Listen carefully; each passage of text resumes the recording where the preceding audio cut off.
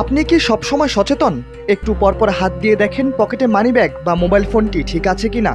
যদি সচেতন হয়ে থাকেন তাহলে বলে দেই, রাজধানীর মোহাম্মদপুরে প্রবেশ করলে আপনাকে হতে হবে আরো সচেতন।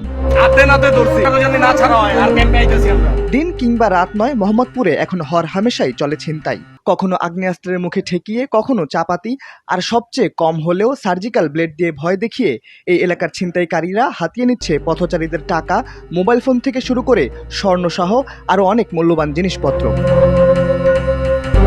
বিগত বছরগুলোতে যার মাত্রা বৃদ্ধি পেয়েছে আরও বেশি। গত বৃহস্পতিবার 16 জানুয়ারি প্রকাশিত এক প্রতিবেদন অনুসারে ডিএমপির অতিরিক্ত কমিশনার SN মোহাম্মদ নজরুল ইসলাম জানান, ছিনতাইয়ের স্পট ও ছিনতাইকারীদের তালিকা তৈরি করা হচ্ছে। তালিকা অনুসারে সবচেয়ে বেশি ছিনতাই প্রবণ এলাকা হিসেবে ধরা হচ্ছে রাজধানীর মোহাম্মদপুরকে। তালিকায় উঠে এসেছে মোহাম্মদপুর এলাকায় সবচেয়ে বেশি ছিনতাইয়ের ঘটনা ঘটে।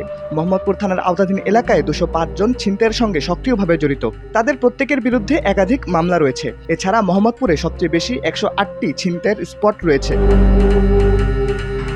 ছিনতাই প্রবণ হওয়ার ফলে এই এলাকার বাসিন্দাদের পড়তে হয় বিশাল ভোগান্তিতে। সন্ধ্যা হওয়ার সঙ্গে সঙ্গেই তাই লক্ষ্য করা যায় কমতে থাকে মানুষের আনাগোনা। এভাবেই এক আতঙ্ক নিয়ে দিনের পর দিন পার করছেন এই এলাকার বাসিন্দারা।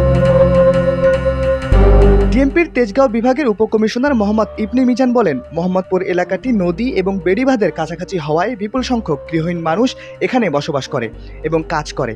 এছাড়া অপরাধ করার পর বেড়িবাঁধ ব্যবহার করে যে কেউ সহজে গাবতলী, পুরান ঢাকা এবং কেরানীগঞ্জে পালিয়ে যেতে পারে। তাহলে কি বলা যায় যোগাযোগের এই সুযোগই আরও বেশি অপরাধ প্রবণ করছে রাজধানীর মোহাম্মদপুরকে, নাকি এর পিছনে রয়েছে আরও শক্তিশালী কারো মদদ? সে উত্তর দেবে সময়। শাহরিয়ার আহমেদ, দৈনিক ডেস্টিনি।